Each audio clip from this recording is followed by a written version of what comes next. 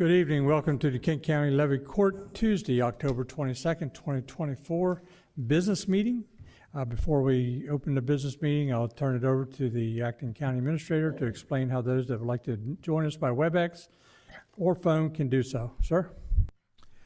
Thank you, Mr. President. This meeting is being held in person at 555 Bay Road, Dover, Delaware, and Levy Court Chambers. We're also making it available via the internet through WebEx. Participants can join us by phone or by computer during the meeting. There will be opportunities for public comments for those attending in person or online. When the President opens a public comment period, those attending in person may step forward to one of the two podiums and be recognized. If you're joining us by phone and wish to comment, please press *3, which will raise your electronic hand. Our operator will identify you and bring you into the meeting. Pressing *6 will mute or unmute your line. If you are online, you will see a hand and a microphone icon at the bottom of your screen. Please use those at the appropriate times. We ask guests to begin public comments by stating their name and address for the record. The county attorney will administer an oath or affirmation to anyone giving testimony during a public hearing. We ask that public comments relate to the subject announced by the President. In addition to public hearings, there are two public comment periods, one at the beginning of the meeting for agenda items and one near the end of the meeting for general comments. This meeting is being recorded and will follow the rules and procedures adopted by the Levy Court as well as the Mason Rules of Order. Back to you, Mr. President. Thank you. At this time, we'll call the meeting to order, and I'll ask Commissioner Maston for the invocation. Commissioner Scott, lead us in the Pledge of Allegiance and moment of silence for our troops and first responders. Commissioner Sweeney. All rise, please. Heavenly Father, we come to you today to ask for your guidance, wisdom, and support as we begin this meeting. Amen.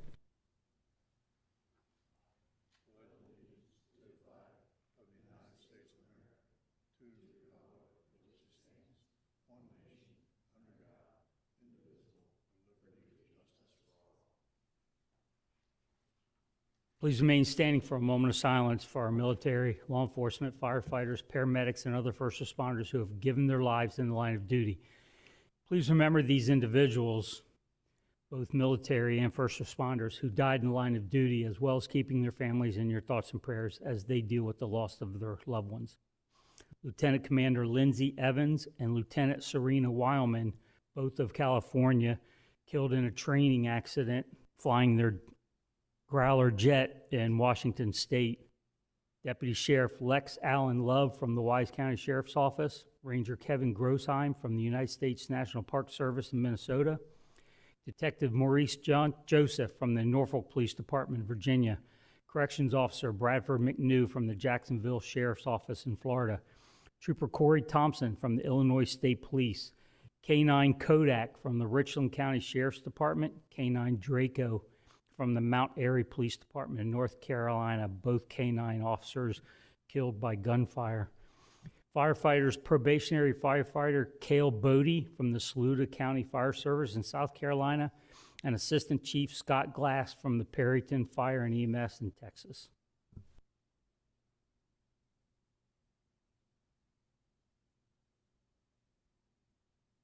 Thank you.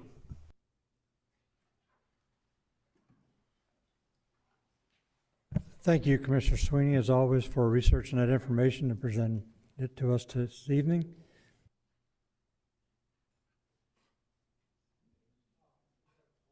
Roll call, please. Determine quorum, please. Mr. Angel? Present. Mr. Hall? Present. Mr. Hertz? Here. Mrs. Maston? Present. Mr. Scott? Here. Mr. Sweeney? Here. Mr. Pepper? Here. Mr. President, roll call reveals 7 present. Thank you. We do have a quorum, all commissioners present. Need a motion on adoption of this evening's agenda. So moved, Mr. President. Second. Thank you. Motion by Commissioner Angel, second by Commissioner Scott. Any questions on the motion? Seeing none, can we have roll call again, please? Mr. Angel? Yes. Mr. Hall? Yes. Mr. Hertz? Yes. Mrs. Maston? Yes. Mr. Scott? Yes. Mr. Sweeney? Yes. Mr. Pepper? Yes. Mr. President, roll call reveals 7 yeas. Thank you. This evening's agenda has been approved. We have consent agenda 24-08. Move to approve consent agenda 24-08. Second. Thank you. Motion by Commissioner Sweeney, second by Commissioner Maston. Any questions on the motion? Seeing none, can we have a roll call, please? Mr. Angel? Yes. Mr. Hall? Yes. Mr. Hertz? Yes. Mrs. Maston? Yes. Mr. Scott? Yes. Mr. Sweeney? Yes. Mr. Pepper? Yes. Mr. President, roll call reveals 7 yeas. Thank you. Roll call reveals consent agenda 24-08 has been approved by Levy Court. At this time, we have a spot on the agenda for public comments. If anyone would like to make any public comments on anything that's on the agenda that is not covered by a public hearing, then this would be the time that you can make comments about that topic.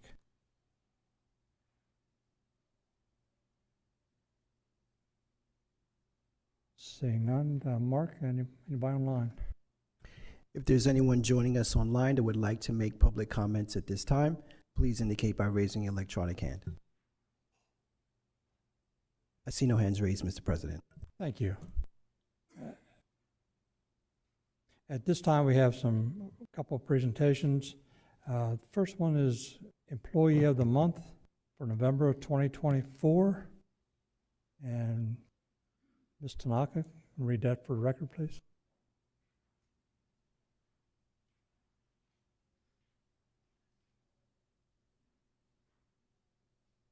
Kent County Department heads have selected Tracy Hatfield from the Register of Wills office as the November 2024 Employee of the Month. Tracy is a Wills Clerk 2 in the Wills office and started with Kent County in June 2023. She began her career with the county as a Wills Clerk 1, quickly promoted to a Wills Clerk 2 in December 2023. Tracy sets the atmosphere for the office as she is the first person most people talk with when calling, emailing, or coming into the Register of Wills office. She greets everyone with a smile and is always polite, courteous, helpful, and kind to everyone. She assists the customers by asking and answering all their questions to determine what steps they need to take to transfer their loved ones' assets, and then assists them with the completion of the paperwork. Tracy provides excellent customer service and professionalism while still being patient, warm, and caring as she assists our residents through their most trying times. According to Chief Deputy Register of Wills, Diane Rager, Tracy's innovative and always looking for ways to improve the workflow by making suggestions on changing of forms, processes, or information given to the public. She continues to excel and rise to the occasion no matter what task she is assigned. Her willingness to jump in and help whoever, whenever, is one of her many qualities that contributes to her excellence in customer service. We are lucky to have Tracy as one of our team. Congratulations, Tracy, on a job well done, and she resides in Commissioners Angel and Pepper's district.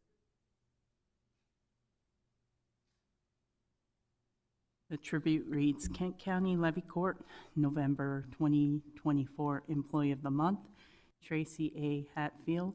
On this, the 22nd day of October 2024, the Levy Court of Kent County, State of Delaware, does hereby recognize Tracy A. Hatfield, Wills Clerk 2, Register of Wills Office, for her exceptional initiative, dedication, and conscientiousness in the delivery of services to the citizenry of the county. Thank you. Is Tracy here this evening? I couldn't see you for the podium. All the commissioners come down front, please.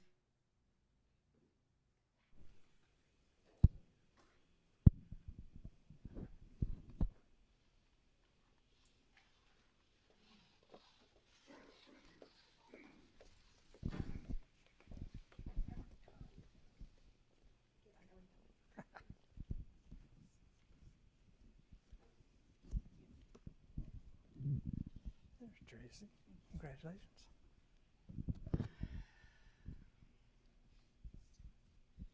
Tracy, congratulations. It's always nice when you're recognized by your peers for the work that you do and the energy that you have. And us as Levy Court Commissioners certainly appreciate it as well. You see people that come in here at probably some of the worst of times, and you're able to comfort them and answer their questions. So we appreciate that, and I'm sure everybody else that comes in here does too. So thank you very much. Yes, Tracy, thank you. Not everybody wants to come see you when they have to, but when they do, thank you for your service and the way you treat people. It definitely shows a good reflection on you and Levy Court. Thank you. Tracy, congratulations on a job well done. To be here just a little over a year, not quite 2 years yet, and to be recognized by your peers goes a long way. Keep up the great job. Tracy, thank you for everything that you do. Comes as no surprise to me. You always have such a pleasant smile and pleasant conversation anytime I stop down. So it's very well deserved, and thank you for everything that you do for us. Tracy, she just sets the tone for our office. People come in, like they said, under duress, and she puts them at ease. Thank you.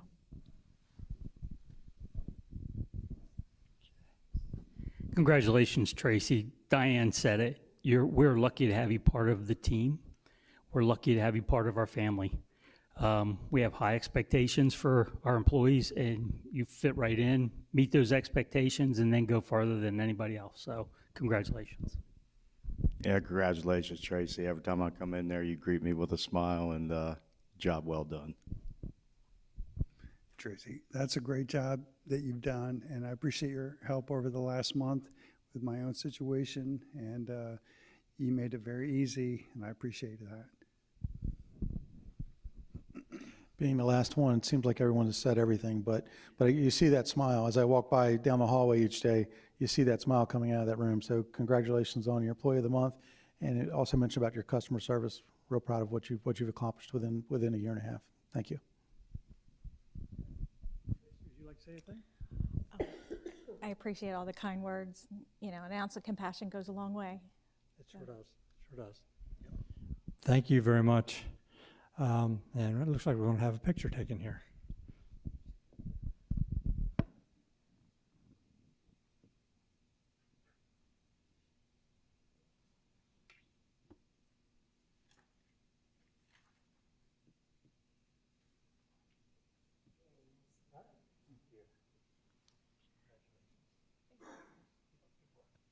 Congratulations.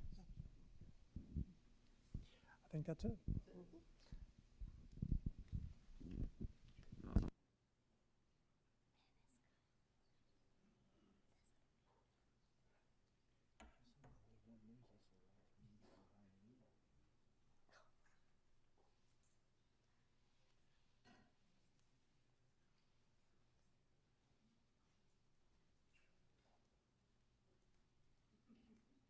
Okay, now we have a presentation by the Dover-Kent County Metropolitan Planning Organization.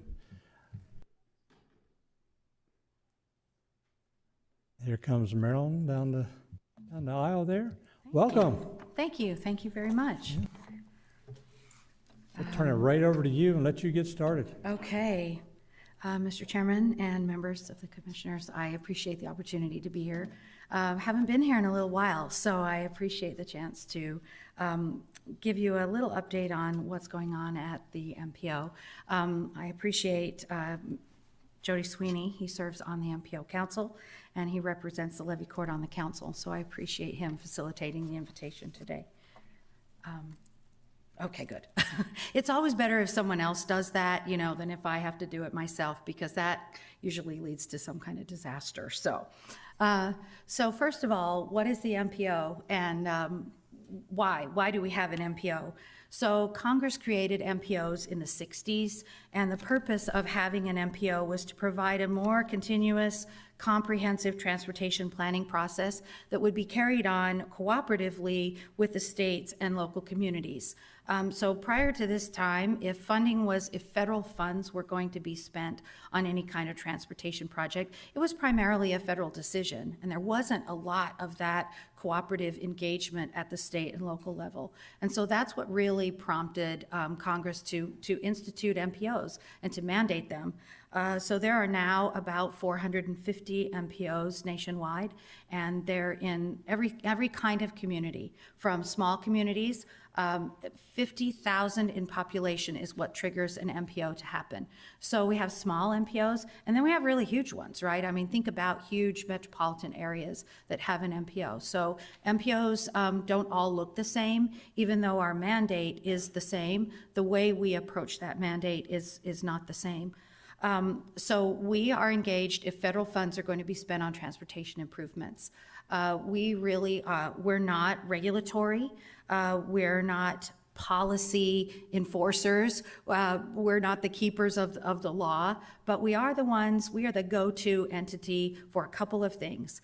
If those bottom two bullets there, we are focused on public input and participation. That is our mandate and always has been since the beginning in the 60s. We are your transportation planning partner. So if there is a need to get people from point A to point B, that's where you should be engaging with us. We partner with DelDOT, we partner with DNREC, we partner with DART, all of those transportation partners, but we really are that entry point, and I'm going to show you that in a chart in just a minute. So now, if you don't want to spend any federal money, then maybe you don't need to talk to us, right? But the bulk of transportation project dollars in the state of Delaware comes from federal funds. So it's really important that if you have a project, that we're engaging in that conversation early on. So the next slide just shows you a little bit about, and you all are well familiar with this, but when I chat with community groups and when I chat with municipalities, I like them to see the totality of the county because that is our planning and programming area. We are unique in that we have the whole county as opposed to just the metropolitan areas. Our planning and programming area was designated as the whole county. I love that, quite frankly, because it means that we can do quality planning in the small municipalities, particularly those municipalities who don't have a planner. Who maybe don't have the resources, don't have in-house staff, aren't contracting with consultant staff. So I really like it that we have that flexibility to do planning in all the municipalities and in the unincorporated county, regardless of the size. So you can see this is an interesting slide, and it tells you things that you probably already know, that the county is growing. And so you can see, if you could see this on a larger board, basically when you're looking at this slide, you see the county divided into, these are TAS zones. So this is, these are DelDOT designations for us to count people, count houses, count employment. And so you can see from on the left, the 2020, to on the right, the 2050, the darker those colors get, that means that's where the population is increasing. And I'm sure that doesn't come as a surprise to you, but it shows you just how, the chart shows you just how much the population is anticipated to increase in the next 25 years. Why do we care about that? Because we, on the next slide, you'll see we're working on our long-range plan. So we do a long-range plan update every 4 years. The horizon for a long-range plan is 25 years. So we're looking out to 2050. And one of the things that really drives that long-range plan is where do we expect the growth to be? We do some modeling. DelDOT helps us, and we have a consultant partner that helps us. And we do this modeling to look and figure out, okay, when growth is coming, we need to make sure that we have a transportation system that can support that growth.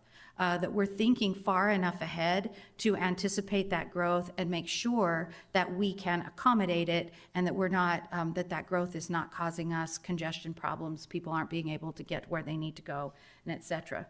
So this is just the high-level summary of what we're doing in the long-range plan. You can see on the left-hand side, those are the elements that are in the plan, a quick review of what the table of contents looks like. And on the right-hand side, you see a summary of what the primary themes are, and then the goals that go along with those themes. Project list in that plan is divided up by short-term, mid-term, and long-term so that we can really feed projects into the DELDOT pipeline. So this is the timeline.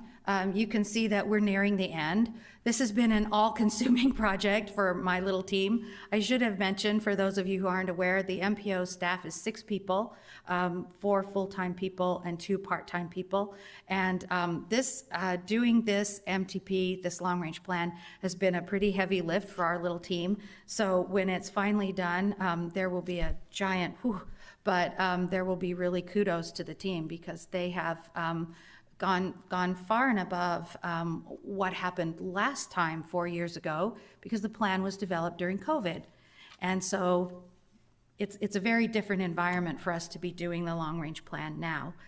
A working draft is available on our website, and then the team made sure that I had a hard copy of the working draft in case you're interested, but it is available on the website, and you can see where we are in the timeline. We are nearing the end. We have, like I said, a draft available. Public comment is being solicited, and we anticipate a final presentation at our December Public Advisory Committee, Technical Advisory Committee, and then in January, we expect our council to adopt the final draft. So the next slide shows you the process, and this is where now that you've kind of got the things you need to know, the background, this is where the important stuff happens. So every 2 years, DELDOT asks us to provide to them a project list that can go into the CTP, so the Capital Transportation Plan. And the way we get those projects that we give to DELDOT is out of the long-range plan. We don't just, say what's on our mind today, but these projects that go into the DELDOT pipeline come out of our long-range plan. And that's what this is. So where the red arrow is, that's the part where the county and the municipalities and other, say the chamber, KEP, DDP, that's where you all get to start to influence this process. So you can see that it's fairly early on in that circular process, right?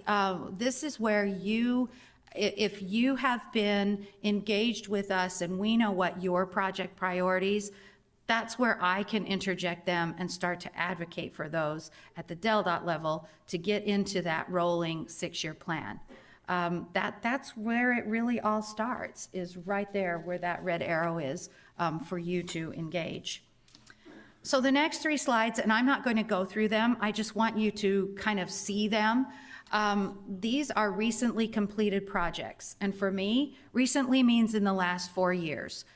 In the time that I've been here in the director role, and really in the post-COVID time, right? Isn't that how we mark time now on so many things? It's where is it in relation to COVID? So you're seeing these projects. It is a sizable body of work.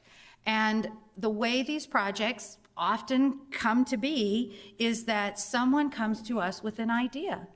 A municipality comes, the county, like I mentioned, KEP, DDP, the chamber, someone comes with an idea. And then we start to look at those ideas and saying, what do we need to do to advance that idea? Can you go back just real quick one? So if you look at all of these things, these are the covers of basically all of these studies. And you can find them on our website. You can look at them, and you see they really run the range. And I went on my copy, if you really care to know. I went through these and I said, whose levy court district are all of these projects in? Just to make sure there was at least one in every one. But I already knew that there were. And I knew that there were some projects that are county-wide projects, so they have influence for all of you in different ways. And I think that that, again, speaks to the body of work of the MPO, that any one of you or your constituents or your municipalities can really be engaged. And you'll see on this list everything from really tiny things like Bowers to big county-wide projects like let's pick a big one, rail use, land use along the rail. So you see the wide range of the projects that we engage in. Okay, the next one is, so this tells you what we're working on right now. So on the right-hand side, those are projects that we're continuing from our previous fiscal year. So our fiscal year is July 1 to June. Sometimes we're lucky and we get everything done in that fiscal year period, but some studies, some projects, they really just take a little longer. So you can see the ones on the right-hand side, those are the things that were started in the previous fiscal year and we're continuing to work on them. And then you see the ones on the left-hand side, those were the new projects that came into our work plan effective July 1. Now I'm just going through, if you have a question about any of those projects that you see or the previous ones, please just jump right in. I'm assuming you don't want me to go through all of those, but I'm happy to take questions if there's something there that piques your interest. No, thanks, Marilyn. So just to be clear, I mean, on that, you don't have to go back, Mark, but on the previous screen was the truck parking, which we all know is a problem. It's a problem throughout the entire county because truckers don't have any place to park their trucks, whether it's just the trailer or just the tractor part, anywhere in the county. The input that the Dover-Kent MPO received from the public, from legislators and elected officials like us, as well as from DelDOT, as well as from truck drivers, towns, residents, all go into helping people like Linda Parkowski start to develop a plan to attract maybe a TA or a pilot or a Flying J or somebody to the county that will help take care of that. The one thing, and you guys have all heard this for the last 5 or 6 years, is the Clayton to Marydale Rail Trail feasibility. And I can easily say that Marilyn and her team have made greater strides in the past 6 months than I was able to do in 3 or 4 years of getting this done. So I very much appreciate that. And even though the county really doesn't have a role to play in that, I'm still advocating for that with MPO and very much appreciate everything that she's done for that. Thank you. That's very Mr. Scott? generous. Yeah, I just have a question under your trap shooters interchange study. It says it was completed. Can you elaborate a little bit more on that one for me? Sure. So I think that we all know that that is a dangerous intersection. And so basically what the study looked at was how could we reconfigure that intersection to not be as dangerous and keep moving the flow of traffic. So our partner was Century Engineering, and we looked at 4 possible alternate configurations of what that interchange could look like. And we settled on 2 in particular that were the most feasible to loop the traffic around farther so that they didn't have that hard stop and that hard acceleration into the traffic that's, we know this, coming 75 miles an hour and you've got a hard stop and then you have no acceleration lane. So that's basically where it's at. There are, if you dive into that, and I can forward you the link to the study, but there are 2 recommended configurations of what that could look like instead. If you could, that would be great, because I know last year I spoke with DelDOT on a couple of different occasions in reference to that offshoot and with possibilities of getting an extension of for an express lane as well as for a depress lane. So, I mean, if I could get some information, because I happen to know both of the property owners on both sides of the highway, and they're very interested in trying to get something that would make sense there as well. I will forward that document to you. Thank you. Do you want an electronic copy or which? That'd be fine. All right. Yes, I'm glad Commissioner Sweeney brought up trucks, because on White Oak Road, North Little Creek Road, we have a deluge of trucks. Yes, we do. They block driveways, intersections, turning lanes, and it's gotten really to the point where somebody's going to get seriously hurt we don't do something about that.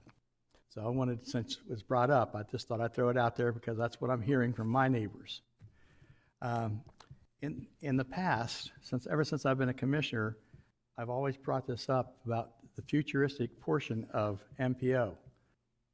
And I always said, why can't we have a multi-fueled train that runs from Wilmington to the beaches, that can have a straight shot, use US 1 if you have to, because we have right-of-ways and things, that we can get people to and from, get the kids off the roads, get them safely, get visitors, because we are now a big visitor state, to get travel, and then have these hubs of rental cars, electric cars, whatever, at certain key points that they want to travel or sightsee. That's never been brought up in all the years I brought it up. I kind of forgot the last couple years, but since I'm seeing all these projects now, I'm going, well, now's the time to bring it up. So I'm doing it again. I appreciate that. And I can tell you what I know about passenger rail. So last year, there was a Federal Railroad Administration grant opportunity called the Passenger Rail Corridor Identification something. Anyway, you get the drift. And so we partnered with DART and DelDOT, and we submitted an application for a project that's called the Diamond State Line Corridor Identification. And we received that grant. It's $500,000 to basically, so the process with passenger rail is, the federal process, before you can have before you can even apply for implementation funds for a potential passenger rail, you have to identify a corridor if you don't already have one. We do not have an identified passenger rail corridor south of the canal. And so that's what this whole feasibility study will do, is to identify the feasibility of exactly the kind of thing you're talking about. And look at it, can it run on existing line? Can it go over here? Does it need to be Amtrak? Does it need to be light rail? How can we identify the corridor, which then allows us to apply for the next step? Well, even if it's a new, old technique of monorail, above ground, so you're not taking up space off the ground that can go over things. Some of the states have instituted this since I've since brought this up on the West Coast. So it can be done. It just needs to be on the plan. Yes, we do. So I always say you need to plan the plan and have a backup plan. So I just want to bring it up again. Thank you. You are speaking my language. Plan, plan, plan. That, yes.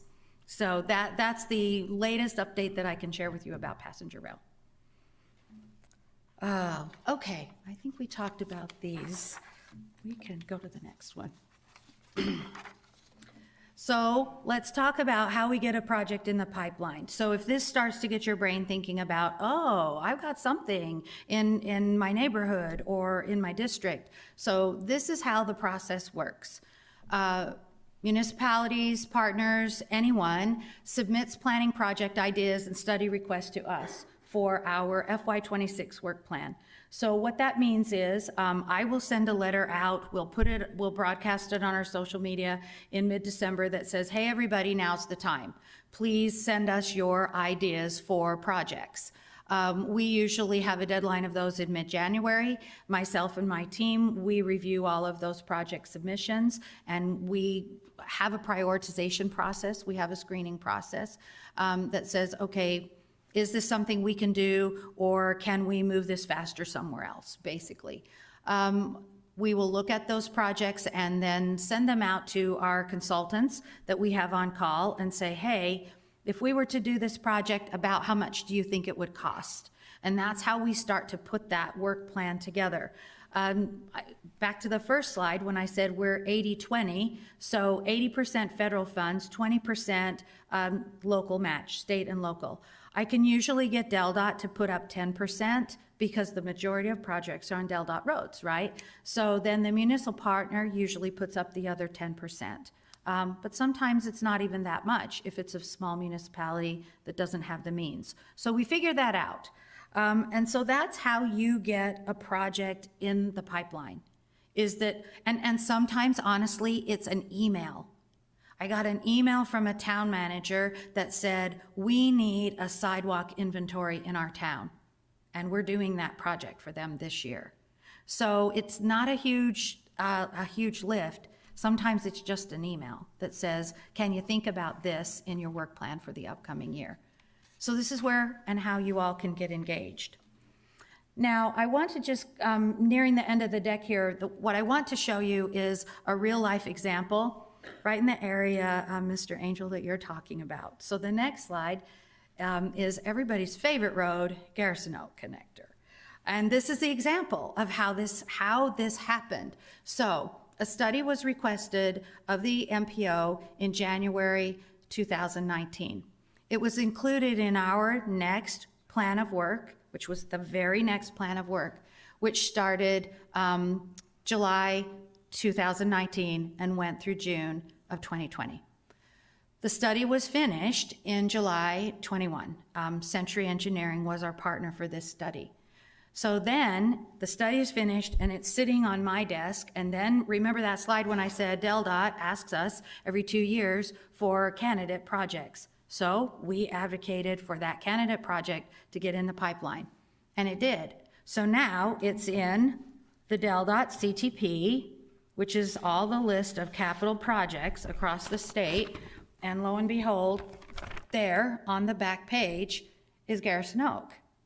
And it says Garrison Oak, it says it, I promise. I have to, Garrison Oak Connector Road, SR1 via White Oak Road, preliminary engineering, FY 25 and 26. That's how it happens.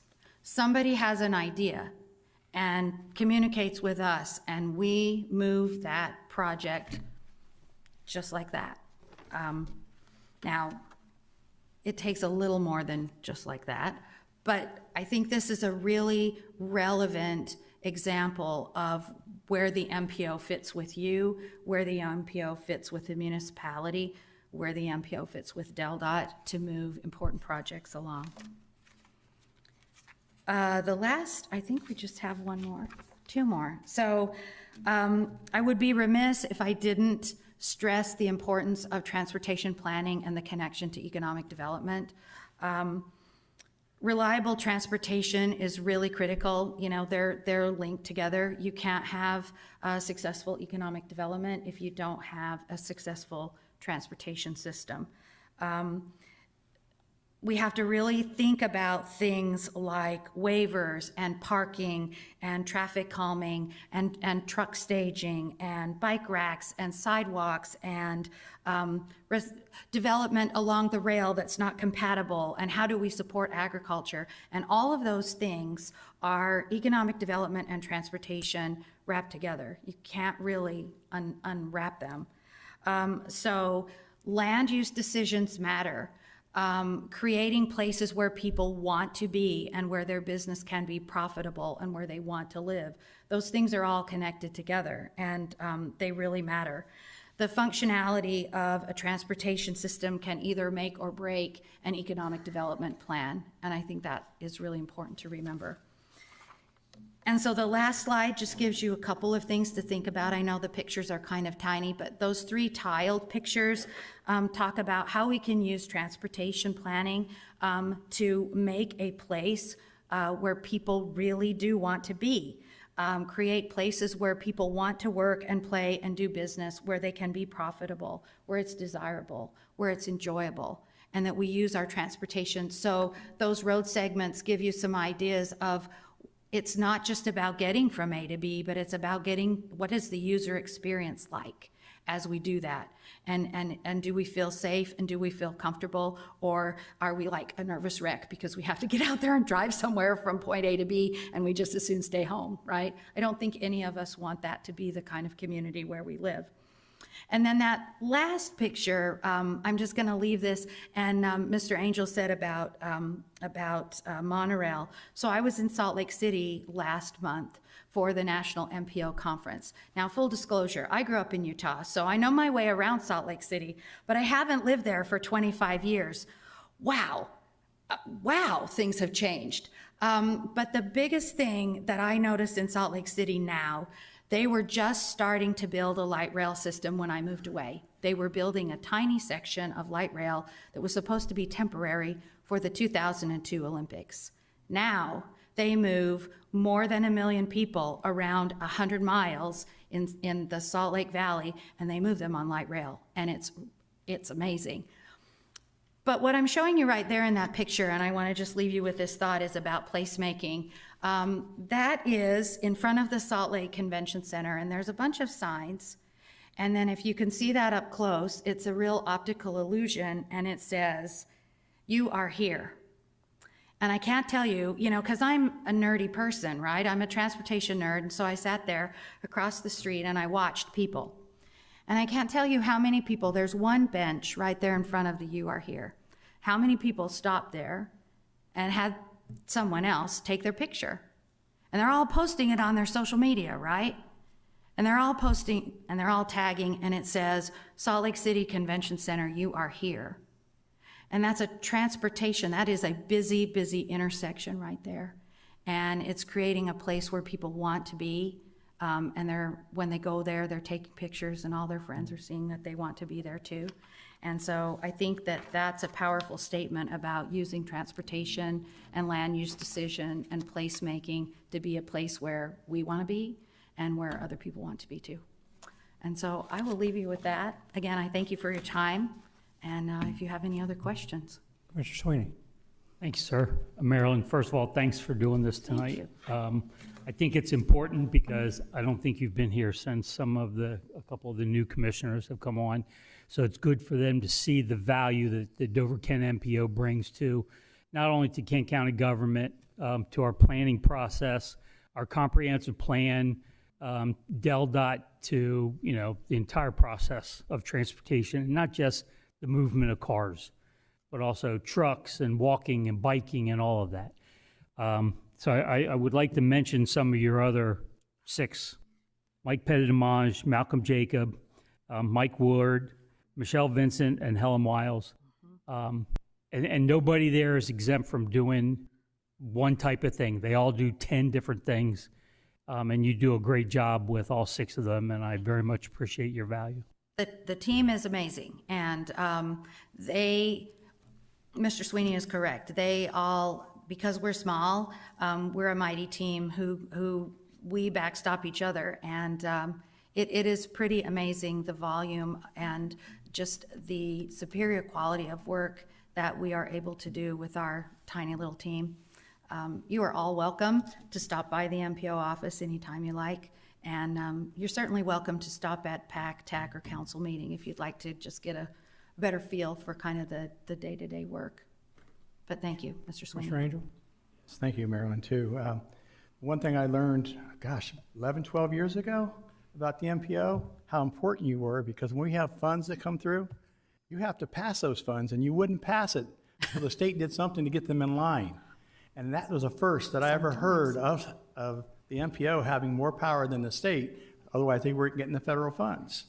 So with that happening, your position not only is very important, but it is to our community an asset for our whole state. Thank you. Thank you. We actually have one of those grants right now. We have a safe SS4A, Safe Streets for All grant. State DOTs were not eligible applicants. So we applied on behalf of, we applied as the MPO, but our application covers the county and all the municipalities in the county. And we're developing the comprehensive safety action plan for the county, which will allow the county and all municipalities to apply for implementation funds. And that's an example. Thank you for jogging that in my mind. DELDOT was not an eligible applicant. Something to be said about being old on this body. Institutional memory, sir. Any other commissioners have any questions? If not, thank you, Marilyn. Thank you very much. Appreciate you coming in this evening.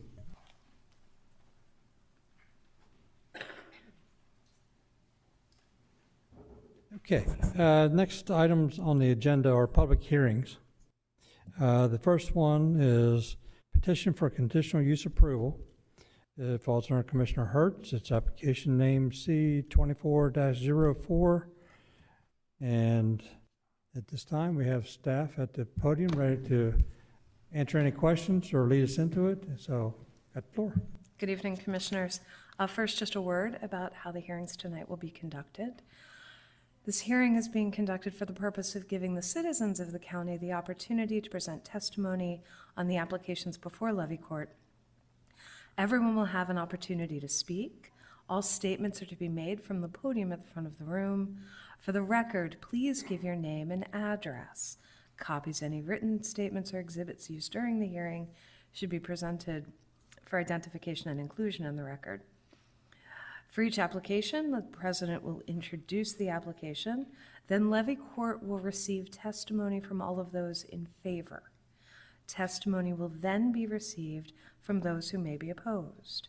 After everyone has had an opportunity to speak, the hearing on the application will be closed, and the Levy Court will take what action it deems appropriate. Levy Court's decision will be based upon public hearing testimony given at this meeting and a recommendation submitted to the Levy Court by the Regional Planning Commission.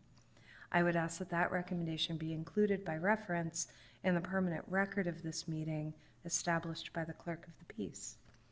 The public notice of this hearing was published in the October 2nd, 2024 edition of the Delaware State News. The first application before the Levy Court tonight, C-2404, is a conditional use application for a telecommunication tower. The site in question is zoned AR, agricultural residential. The project area is 10,000 square feet within a larger farm. It's on the north side of Ford's Corner Road, west of Arthursville Road, north of Hartley.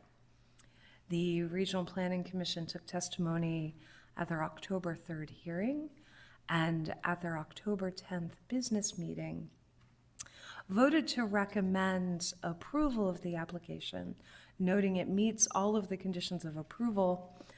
They did suggest an additional condition that the applicant had agreed to, which included annual RF testing at the tower to ensure it stays within the standards established by the FCC.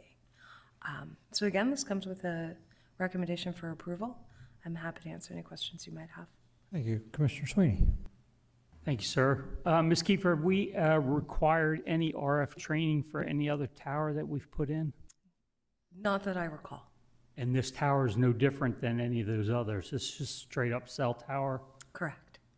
So why was there concern about RF? Is it because someone new brought it up? There was testimony at the Planning Commission regarding concern about potential health effects. Okay, so I did read the testimony, but I didn't see any scientists or anything that...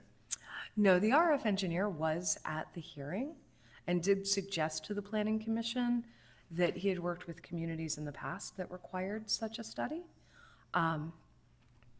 So the Planning Commission took that and ran with it. All right, thanks. Any other questions for Ms. Kiefer? Thank you.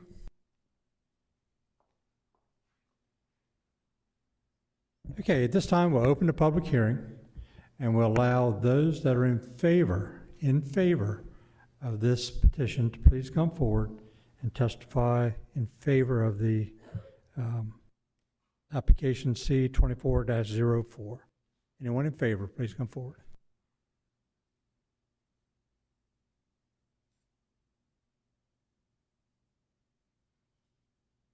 Mark, anyone online? If there's anyone joining us online that would like to speak in favor of application C-2404, please indicate by raising your electronic hand. I see no hands raised, Mr. President. Thank you. At this time, we'll allow time for those who may be opposed to application C-24-04 to come forward and tell us why you are opposed. Anyone opposed, please come forward.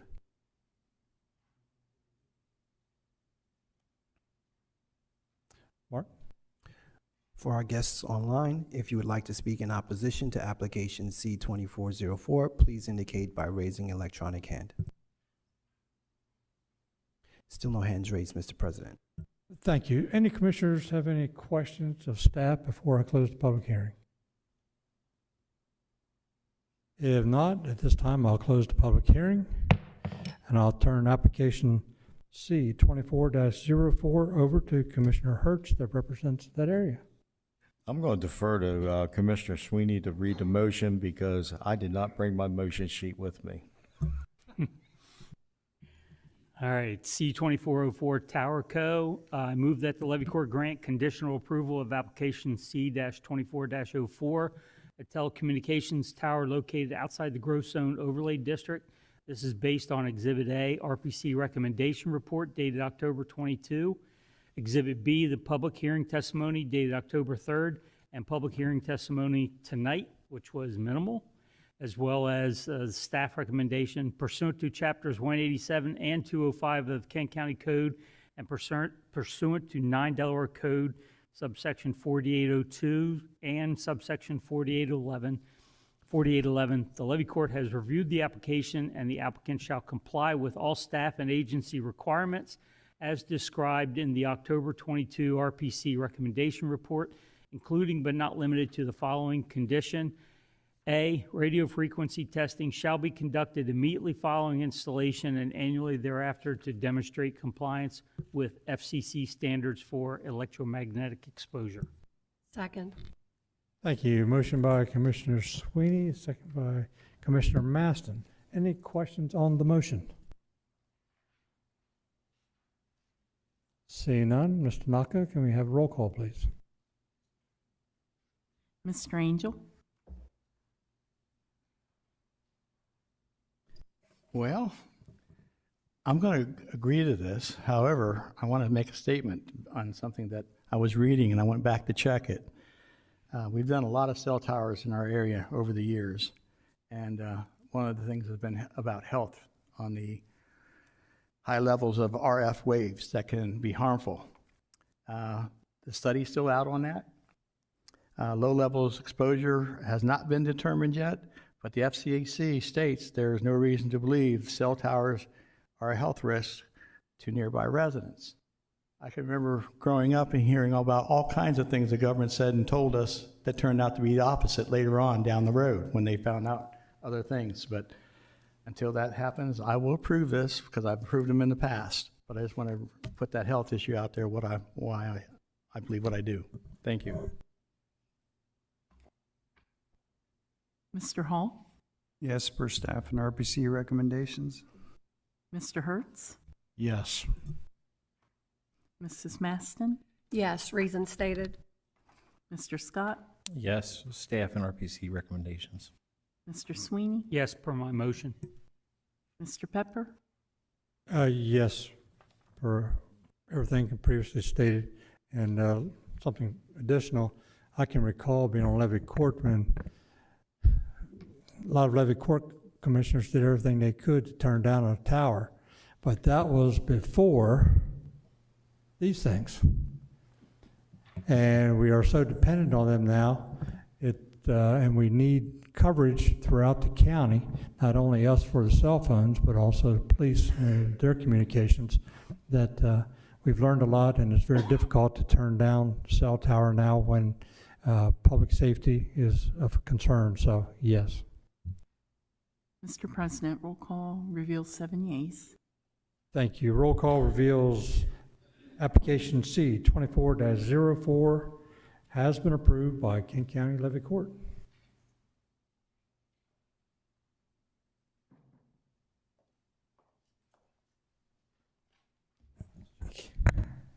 Okay, the next item on the agenda is petition for conditional use with site plan approval. Falls under Commissioner Scott. It's application CS 24-04, and I believe Ms. Kiefer is here to guide us through. Thank you, Commissioner. Application CS 2404 is it's a conditional use site plan application for a farm winery. The site is zoned AR, agricultural residential. It's outside the growth zone. The site in whole is just over 134 acres on the west side of Hunting Quarter Road. It's east of the town of Farmington. The Planning Commission took testimony at their October 3rd hearing. At their October 10th business meeting, they did vote unanimously to recommend conditional approval, citing that the application indeed meets all of the conditions in the zoning code. So again, comes with a recommendation for approval. I'm happy to answer any questions you might have. Thank you. Any commissioner have any questions for Mr. Kiefer? Commissioner Sweeney? Thanks. Ms. Kiefer, this is Adventure Awaits, correct? The name of the campground? The campground and commercial recreation facility. They are adding this conditional use to it. Cool, thank you. Any other questions? Okay, thank you. Commissioner Scott has a question. Is Chris here tonight? I believe so, yes. Chris, just a quick question. I know in the past, there was a question about a section of fencing that was, Bob, let's wait for when does the public testimony, and then we can ask some questions, for some questions too. Thank you. Thank you. We'll get you up here in just a few seconds. All right, application CS 24-04. At this time, we'll ask anyone in the audience who is in favor of this project to please come forward. Anyone in favor, please come forward. Now we can ask you questions. Please give us your name, address, be sworn or affirmed. Christopher Coviello, 89 Hunting Quarter Road, Houston, Delaware, 19954. Sir, do you swear or affirm to tell the truth, the whole truth, and nothing but the truth? Yes, sir. Proceed. I am in favor of the project. We've been a pretty successful campground over the last about 3.5 years, and we started an orchard of elderberries about 6 to 8 months ago, and they are growing out of control. And I've been making wine with the berries, and it is absolutely a wonderful wine that you have ever tasted. If you haven't tasted an elderberry wine, it's made with honey. So we've decided to proceed with offering our campers just another little avenue of wine. Maybe have a little bit of music or something like that, and we can, serve wine and just have people come and have a good time. So I'm just here to ask for the conditional use approval for the farm winery license. And we have gotten our tobacco license already, so believe it or not, we had to get a tobacco license for selling wine, so that's already been approved. Mr. Scott? Chris, I'm glad to see that you guys are moving forward with everything out there. The old Yoder Farm was a very active area for a long, long time. One of the questions that was proposed by one of your neighbors was in reference to a section of 16-foot or so fencing, maybe 8-foot fencing, I think it was, that has been down for a couple of years, and he would have no problems, with supporting it as long as he can get that fence fixed. I don't know what fence. We have a fence completely. It's a cattle fence. It surrounds the entire property.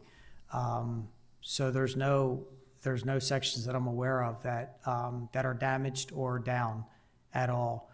We did make a repair about 3 years ago. There was a tree that fell over, and it took a portion of fence. It just sort of bent it up a little bit, but it's way, way in the back of the property. Since then, we've cut the tree off of it and just put a new stake in it. But that was about 3 years ago.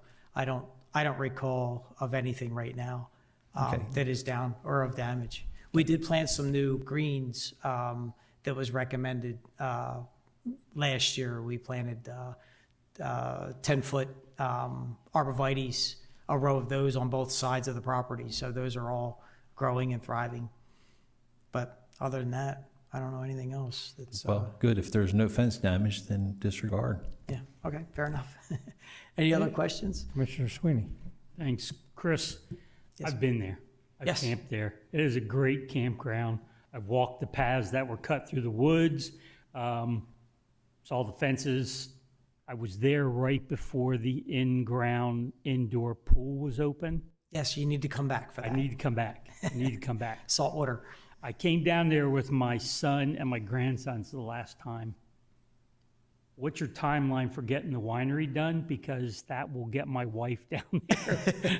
We have already started the process. We've been working with Chris Connolly with your office to kind of get a jump start on everything. So the liquor board has actually already approved our license as of yesterday.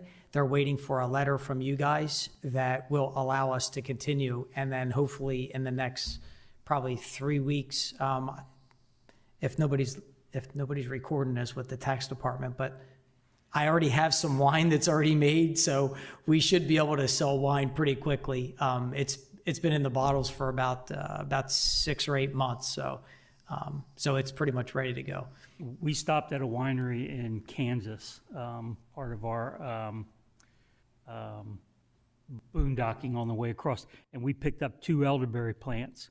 This must be a great area for growing elderberry because those 8-inch plants from 2 years ago are now about 8 feet tall. They grow like weeds. Yeah, Yep. They just need a little bit of sunlight and a little bit of water, man, and they grow. But the berry, just with a little bit of honey, it gives such a beautiful color and a beautiful flavor. It's amazing. So As soon as you guys get the right to sell, we'll be down to get some. Any other questions? Commissioner Angel? Chris, how close is your closest neighbor? we're on about 135 acres. So the campground is basically in the middle of the property. It takes up about 28 acres, I believe, is the campground. So the hall that the Yoders used to use for, there you go. So you can see the hall is the one with the 3 dots behind it, which are the, okay, can I circle? Oh, there you go. Okay, so that's the hall there. And that's where we plan on doing the wine tastings and possibly some acoustic music and stuff just for the ambiance. And then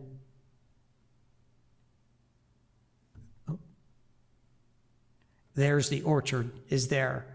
So in the back corner here, right there is where the processing will happen for the elderberries. So they will go into the back corner of that building. We've had to kind of section off a small piece of building in order to put our fermenters and our cookers and all that stuff have to be in the back. And it's already a licensed kitchen. So we're just going to reutilize the secondary kitchen back there to kind of do everything. So, but to answer your question, it's a couple thousand feet, easy. The only reason I'm asking is as things come before Levy Court, we've made some decisions, and some of them, sometimes we didn't know some things that were going to happen. But long story short, there's enough buffer around that to deaden the sound. Oh yeah, we're not talking about loud music, like acoustic guitars, stuff like that. Okay. And it's not going to be at nighttime. It's going to be during the day, when things are happening.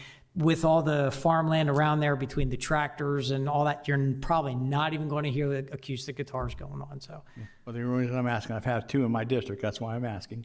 And now that we're going to introduce alcohol to your campers, you've had no issues with any of your campers? No, not at all. No. Just want to get it on the record. Yeah, wine is a different class of people anyway.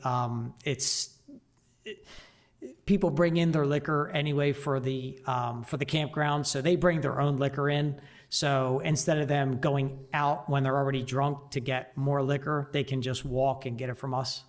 So we're just going to capitalize on that. So, I just want to get everything on record. Yeah, Thank you. No, it's all good.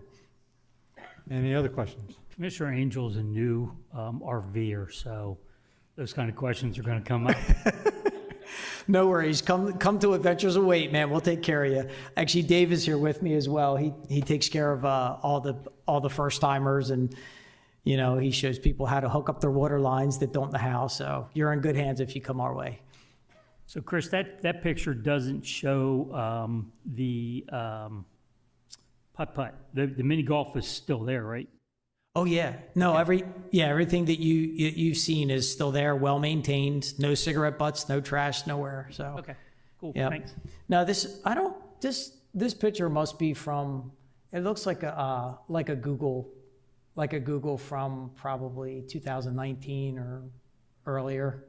I don't know. It's one of the Yeah, so it's a few years old, so, yeah, it doesn't show all the upgrades.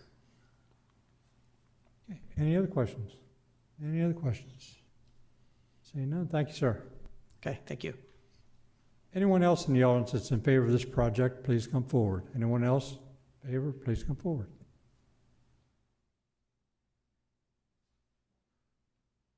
Anyone online, Mark? If there's anyone joining us online that would like to speak in favor of CS 2404, please indicate by raising your electronic hand. See no hands raised, Mr. President. Thank you. At this time, we'll allow the opportunity for anyone who may be opposed to application CS 2404 to please come forward.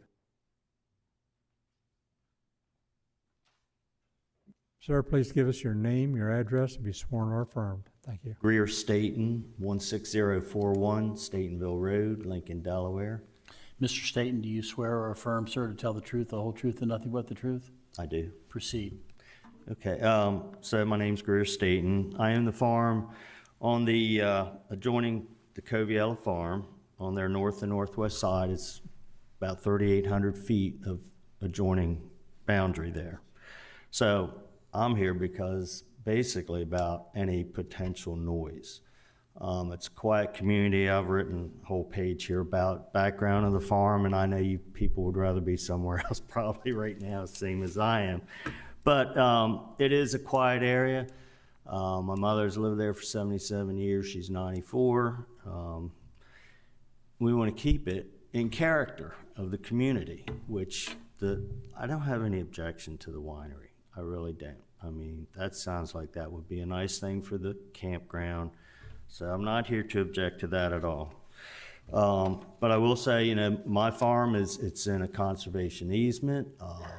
You know, I've won conservation awards and, you know, a full-time farmer now. And I'm here just because I'm concerned about the noise.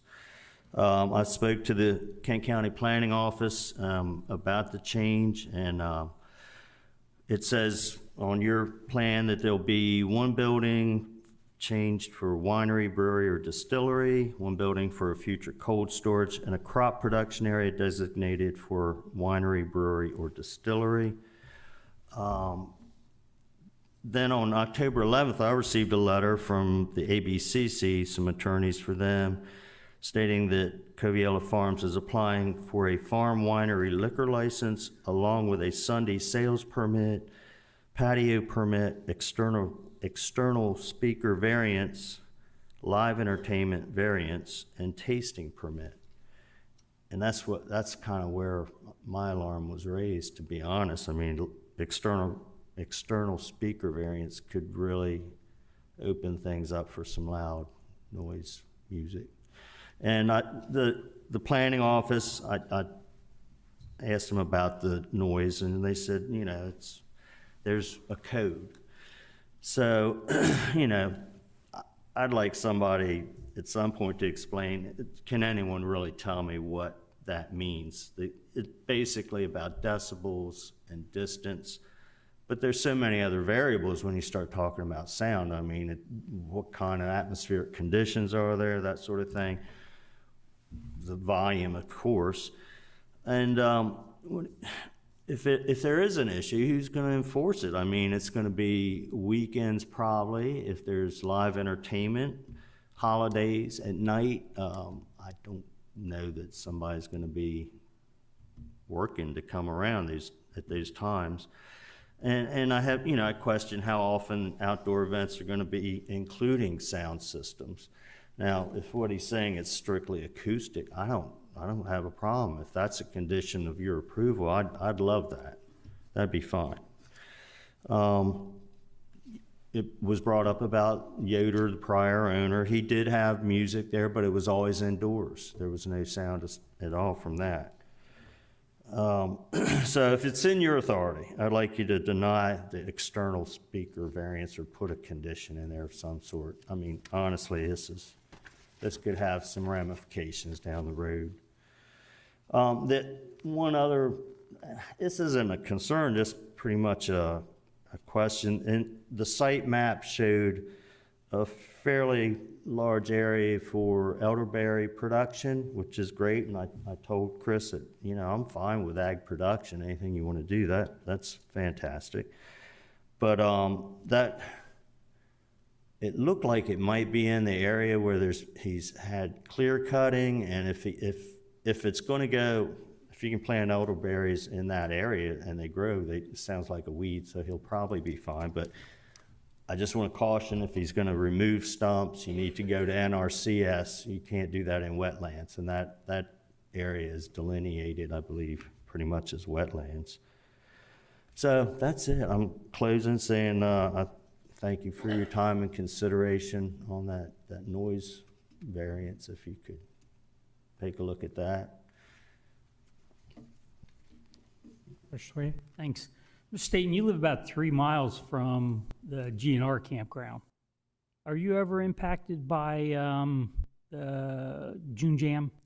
No, I can't say I am, no. And those are some massive, That's massive some loud speakers. noise, yes. I wouldn't want to live next to that. Yeah. I think if Chris sticks to the acoustic, you're not going to see, you'll more than likely be going instead of being impacted by it. It's fine if it's acoustic. I have no issues with that. We've not had any. He's been there, would you say, 3.5 years? I think I have the Woodlands leased for deer hunters, and they did say somebody jumped the fence one time, but they saw him in the deer stand, they jumped back over. So I haven't, as long as that doesn't become an issue too, because the deer hunters, they're not too fond of people running around. And Chris, anytime you want to talk about the remaining portion of your farm for ag land preservation, I'd love to talk to you. Everything around there, my farm is all ag land preserved. I'm on the foundation now, so I'd be glad to explain that if you have any questions. Thank you, sir. Thank you. Any questions? Thank you, sir. Thanks. Anyone else? Anyone else in the audience who may be opposed to this application, please come forward. Anyone else opposed? Mark, anyone online? If there's anyone joining us online that would like to speak in opposition to application CS 2404, please indicate by raising an electronic hand. No hands raised, Mr. President. Thank you. Any commissioners have any questions for staff? Commissioner Angel? Yes. Ms. Kiefer.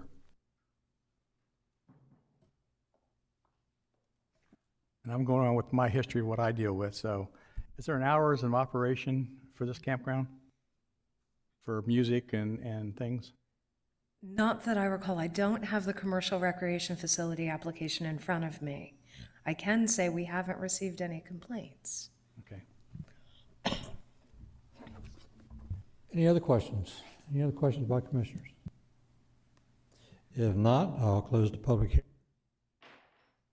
and turn ordinance application CS 2404 over to Commissioner Scott. Thank you, Mr. President. I move that Levy Court grant conditional approval of application CS 24-04, a farm winery, brewery, or distillery with the accessory gift shop, meeting hall, retail sales, and tasting facility located outside the growth zone overlay district. This is based on Exhibits A, RPC recommendation report dated October 22nd, 2024. Exhibit B, public hearing testimony dated October the 3rd, 2024, and public hearing testimony given tonight. Second. Thank you. Motion by Commissioner Scott, second by Commissioner Sweeney. Any questions on the motion? Seeing none, Mr. Naka, can we have roll call, please?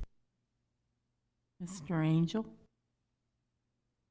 Well, based on testimony and questions and answers tonight, RPC approval, State Senator Dave Lawson's letter to us, and Commissioner Bobby Scott, I have to say yes. Mr. Hall? Yes, based on staff and RPC recommendation. Mr. Hertz? Yes, based on staff and RPC recommendations. Mrs. Maston?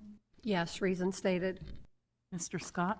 Yes, based on RPC and staff recommendations. Mr. Sweeney? Yes, for all reasons stated. Mr. Pepper? Yes, for all reasons previously stated. Mr. President, roll call reveals 7 yeas. Thank you. Roll call reveals application CS-24-04 has been approved by Levy Court.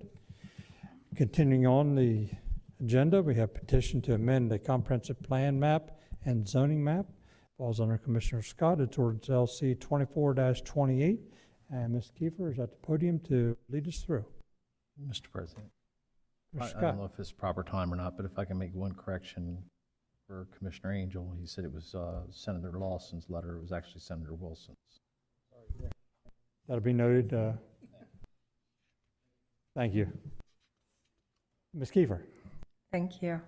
Ordinance LC 2428 is an application to amend the zoning map and comprehensive plan future land use map.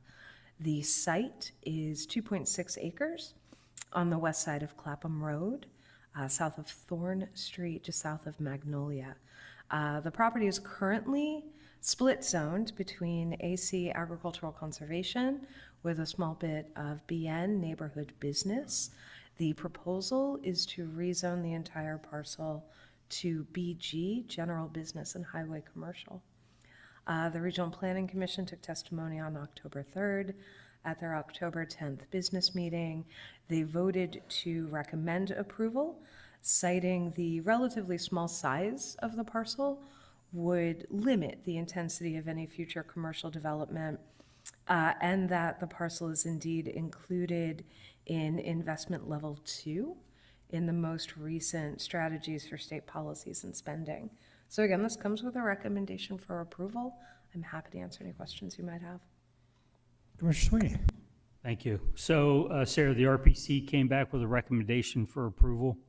I suspect it had more to do with it being a fire company than anything else. The staff came back with recommendation for denial. Yes. Is there any one thing that stood out as really the reason why the staff didn't think this was the right thing to do? Because there's 4 or 5 listed there. We're obligated to use section 205-408 of the zoning ordinance when we evaluate a rezoning. Well, isn't the RPC required to do that as well? We make a recommendation without the benefit of a public hearing. Okay, thank you. Any other questions? Mr. Hall. Sir, if, could this be considered spot zoning? It could be. Thanks. Any other questions? Any other questions? If not, thank you. Thank you. And at this time, we'll open the public hearing on ordinance LC 24-28 and ask anyone who may be here in favor of this application to please come forward and tell us why. Please give us your name, address, be sworn or affirmed. Hi, I'm Kevin Consolo. I am the current vice president of the Magnolia Volunteer Fire Company, and I live at 50 East Drive, Magnolia, Delaware. Mr. Consolo, do you swear or affirm, sir, to tell the truth, the whole truth, and nothing but the truth? Yes, sir, I do. Proceed. This is a small project that the fire company is looking for some income. It is a low impact, a low noise, a low maintenance project once it's complete. So we're just looking for open storage so we can rent storage spaces. You got some members on the board here that know what it takes to run a fire company, and it's not cheap. So that's all. We're just looking for some income. Any other questions? Commissioner Yes, Simmons? sir. Thanks. Mr. Costello, are you guys going to put in security cameras inside? I saw that one of the desires was to do RV parking. Yeah, well, part of the issue is we have to put in electric gates and all that, so Right. cameras shouldn't be an issue of, adding that to the system. Yeah, because the RV that I bought it, and a few months before I purchased it, it was wasn't in the compound, it was out in front of the compound at Mr. Davis's RV park. Oh, yeah, and And Paul's. had the catalytic converter cut out of it. So it doesn't look like I mean, that was right on Route 13. Yeah. This property is a little more remote than that, so. It is, and it will be completely Not a fenced in. requirement or a condition for us to approve, but something you guys really want to consider. Oh, absolutely. Thanks. Yep. Any other questions, Commissioner Scott? Mr. Consuelo, just so Hey, I'm Bob. clarifying on this thing, sir. So in other words, the fire company is going out and trying to figure out solutions to generation of revenue. Yes, sir. Without coming back to the state and government bodies, just asking for money. Well, you know very well what the commission's trying to do to us. So the last fire truck we bought was just under $800,000, and the equipment to put on it was just under $90,000. So that's just one truck. Now they want to make us buy a truck every 20 years. Yeah, and I think the last ambulance is about $350,000. Yeah, well, just to equip one firefighter is $5,000 with bunker gear. You know, air packs are $15,000 each. There's 6 of them on a truck. So it adds up quick. And that's just a couple of items. Not to mention, you know, we've changed over to LED lighting, but with the generators and the air compressors running on the trucks and all the computer system and the camera system we have and all that, our electric bill is $1,500 a month. And we're a small company. You know, we have one of the smaller districts in Kent County, and our budget's still $1 million.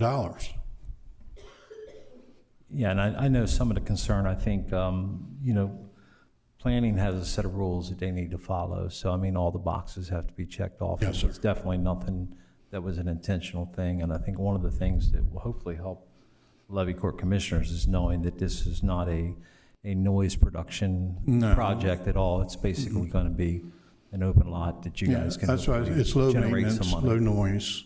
And once it's completed, you know, during the process, there's going to be some noise, but once it's completed, it's a low impact. Okay. Thank you, Mr. Constable. Thank you. Mr. President. Thank you. Any other questions? Thanks, sir. Thanks, sir.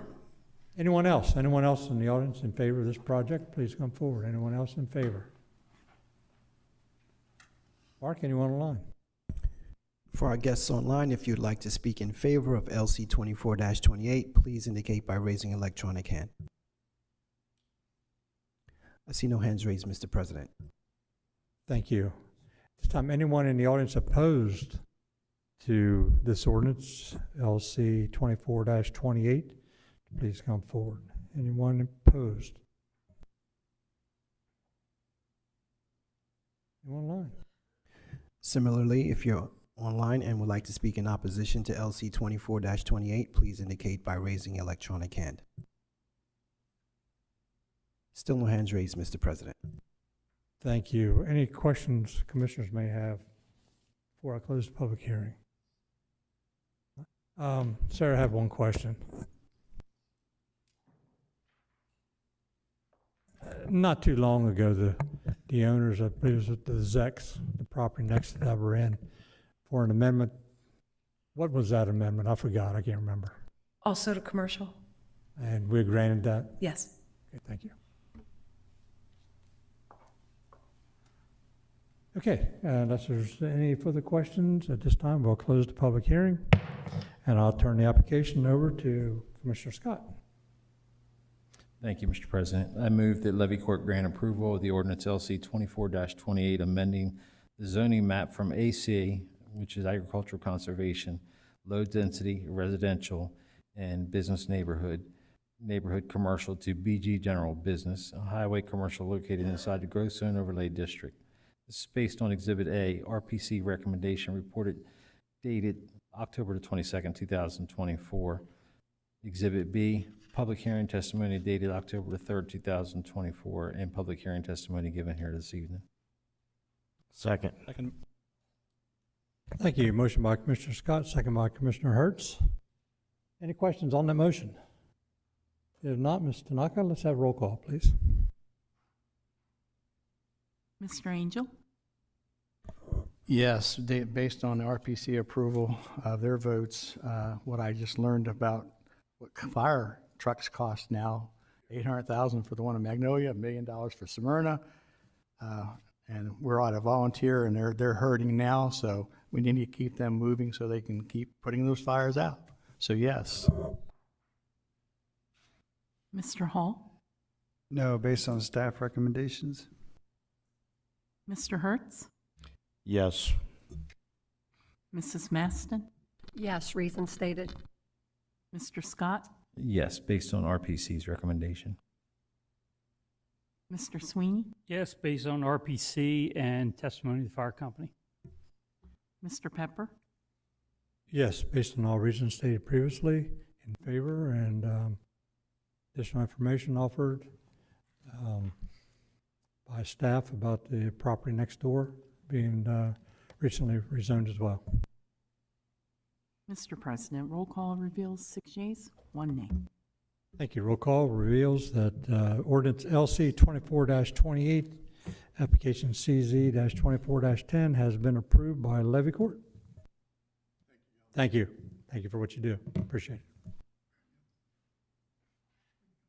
Okay, that closes the public hearings for this evening. There's no old business, new business. Commissioner Angel have an action item from October 1st, 2024 workshop, Tyler Human Capital Management D-Scope. Trudy?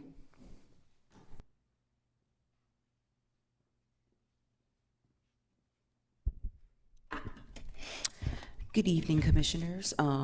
We discussed back on October 1st about the recommendation to de-scope the Tyler HCM module from the current ERP Munis implementation process for HR to investigate and identify a more comparable HRS solution that human resources could use that's payroll compatible and fully integratable with the Tyler Munis financial module.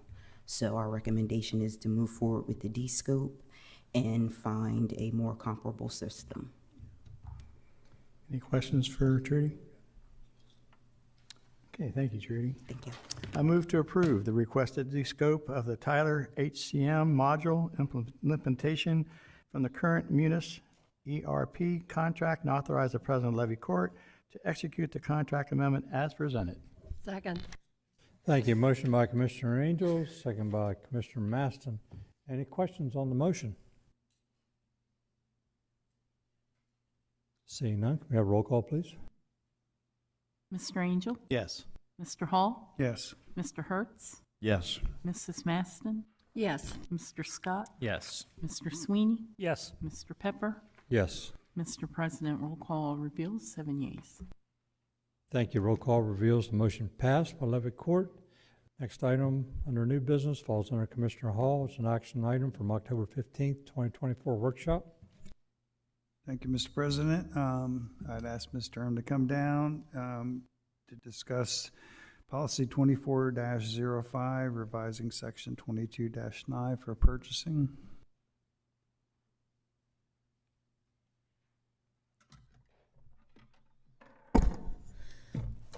Good evening. We discussed this at the October 15th workshop, and the policy before you reflects the changes that were discussed at that workshop to include the on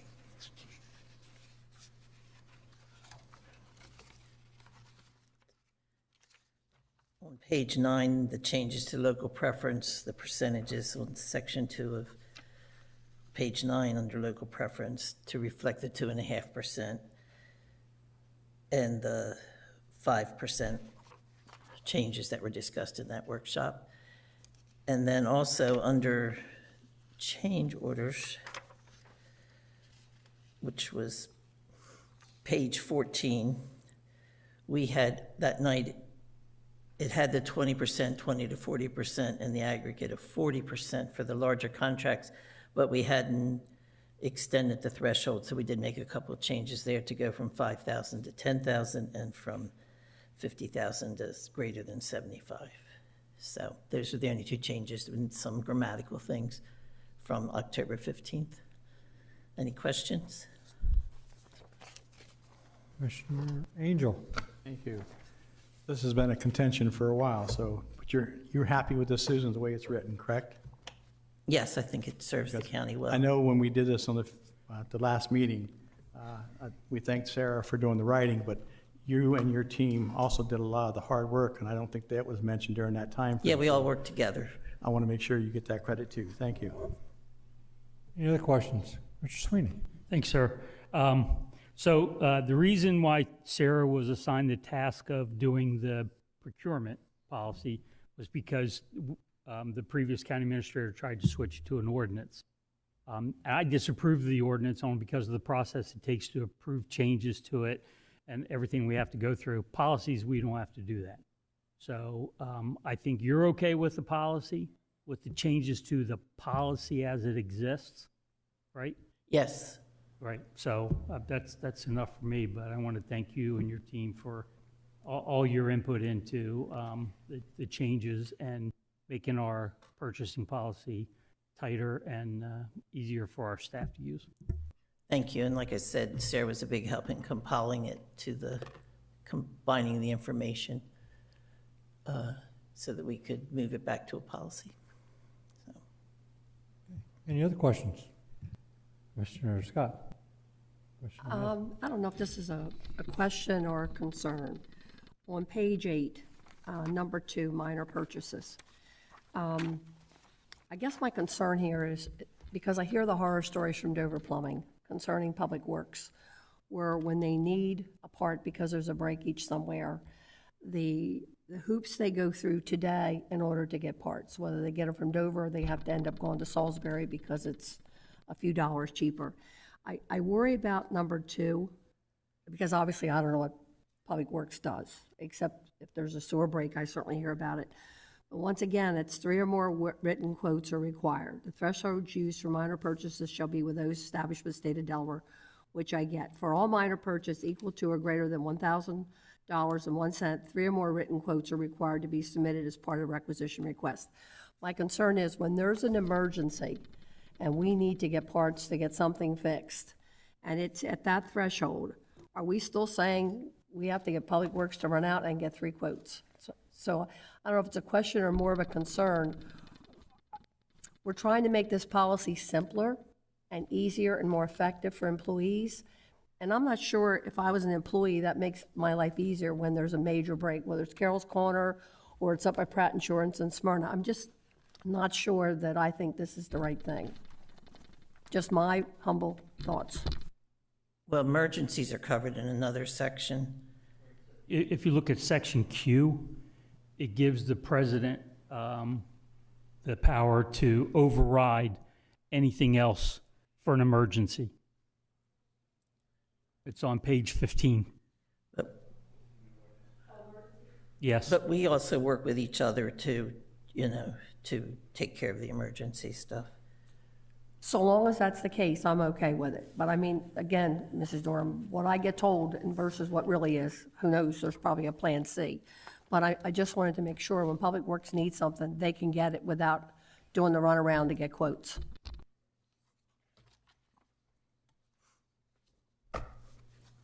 Was that a question?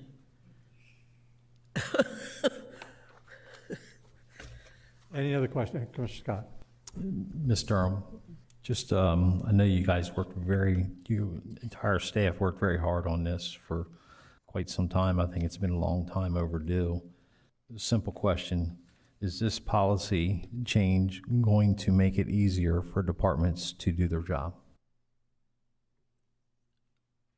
I think so. And I mean, it has to serve twofold. It has to be easier for them, but we also have to be compliant with the rules and regulations of the codes, Delaware Code and stuff. So I think it covers both areas.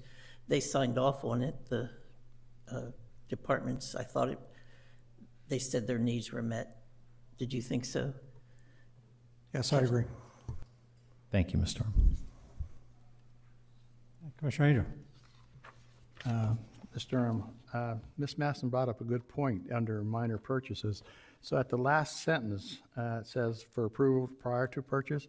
Can we put in parentheses, see emergency under Q, so that if somebody's following the rules, they're looking for this, that it just says go to Q then for emergency? So if you do that, you need to put that verbiage in every section of the code of this policy. Not for minor purchases. Well, but you have to have an emergency out for almost everything, for every purchase. And we have that in section Q, so we're not, so the policy is not. I'll throw it out there. I'm fine. isolating. Thank you. They have blanket purchase orders they can use too, that they go and get stuff with. Some things are just a misunderstanding, and if they need clarification or if any of the departments wish to discuss that, or we're certainly open to that, but I can say without a doubt, and Diana can speak to it for the Public Works Department, that anything that was emergency has never been held up. So, at all, even if I'm called at home. So, it's just never been held up. Any other questions? So you're making a position that there's going to be one person that every single person in the county will go to do their purchasing and RFIs? There'll be one person, so it'll be uniform? Well, I can't just have one person, because if that person's not here, then what do? Nobody purchases until they come back. You know, that's not a good way to run it. So some things, the rules are already in place, there's the setup's in place, it's in the system, and then we'll just move forward with it. And then there'll be a person to guide them, yes, but. So we don't need no new position at all then, is what you're saying? Well, no brand new position? Yeah, we don't need to, there was talk, we were going to hire a purchasing person. That's since gone out the window, so if multiple people in your office can do this, which that's great, then we don't need to create a new position, correct? No, that's not, I mean, we're not creating a new position, we're retitling a position. The FTEs stay the same. So we're retitling a position, then we're making it for one person to do purchasing? That'll be a main function of their job, yes.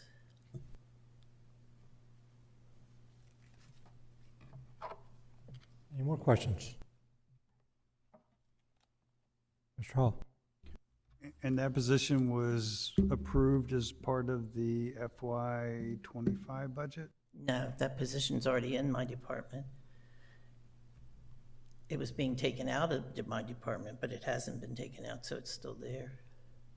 So it's just vacant? There is a vacant. I'm going to move someone else that's already trained within my department that can jump right into it, and then I'll be replacing that position with an accountant. Scott? I think one thing that would help is if we go back a year ago, the position that is now being reallocated back to finance was already approved last year. We approved that position for finance because they were short-staffed.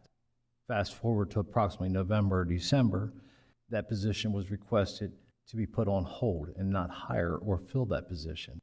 Fast forward to January or February, that position was then changed to go out of finance into another department. Now, fast forward to today, that other department is not going to be working with that position. The position will be going back to finance, which is initially what it was approved for to start with. The position that was approved in this year's budget is a tax clerk. That's for the tax office. I said the position that was approved in the finance department for FY '25 was a tax clerk. So that would work in the tax department section.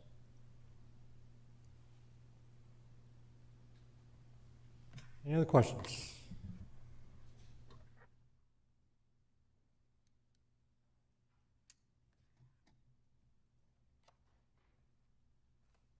All right, Commissioner Hall, I believe it needs a motion.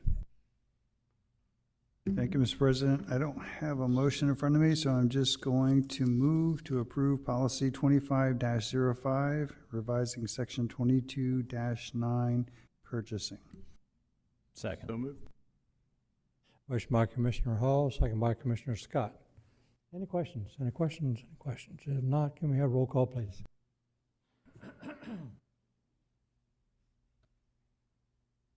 Mr. Angel? Yes. Mr. Hall? Yes. Mr. Hertz? Yes.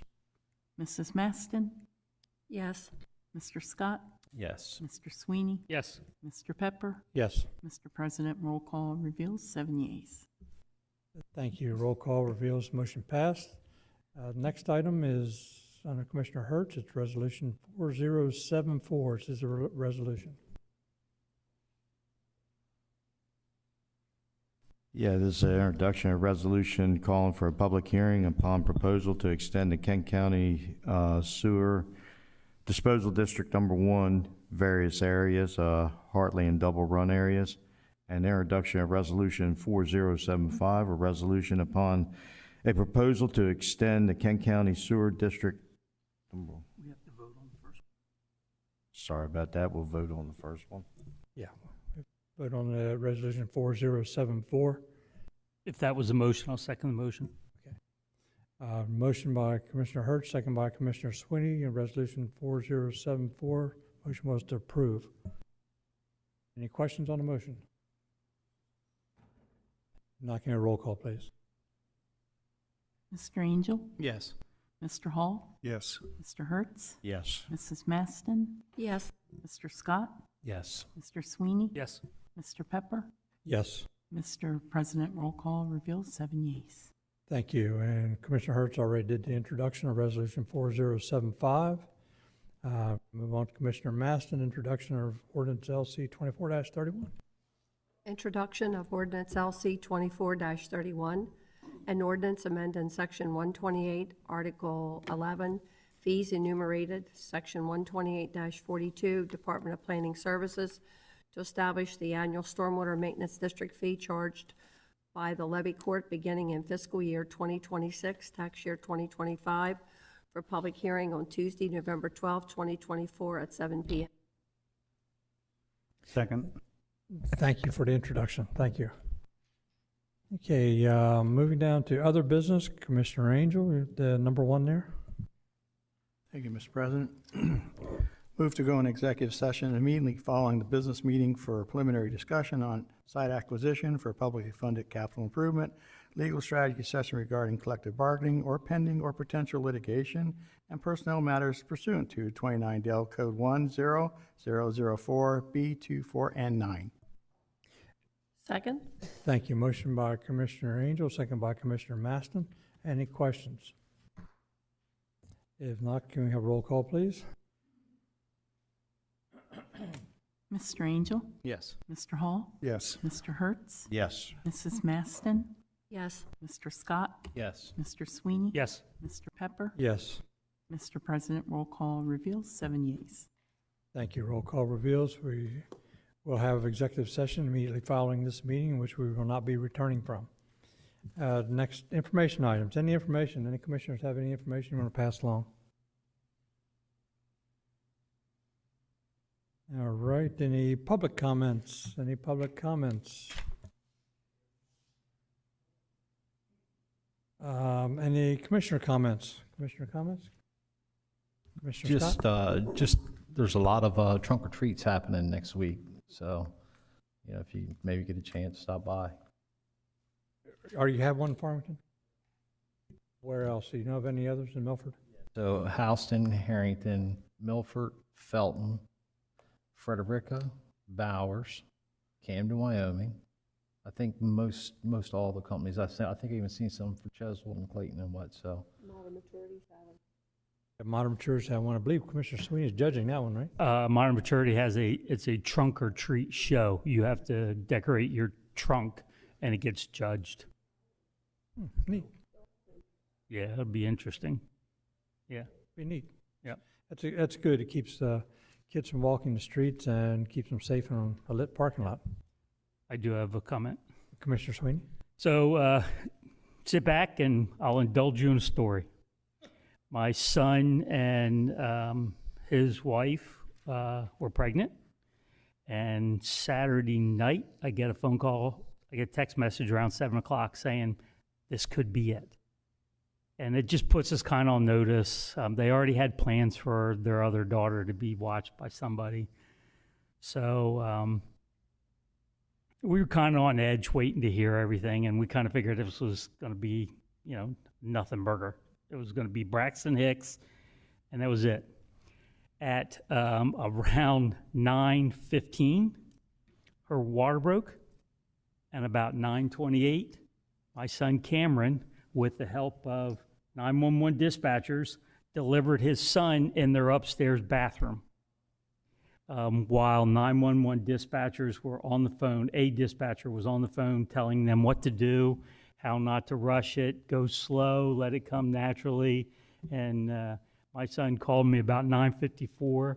Dad, I can't talk. I just delivered my son. We're on our way to the hospital. I'm like, excuse me? But between the mother and my son and their across the street neighbor, who is their sister-in-law, they delivered my latest grandson, Quinn Reed Sweeney, 6 pounds, 6 ounces, 19 inches long. Thank you.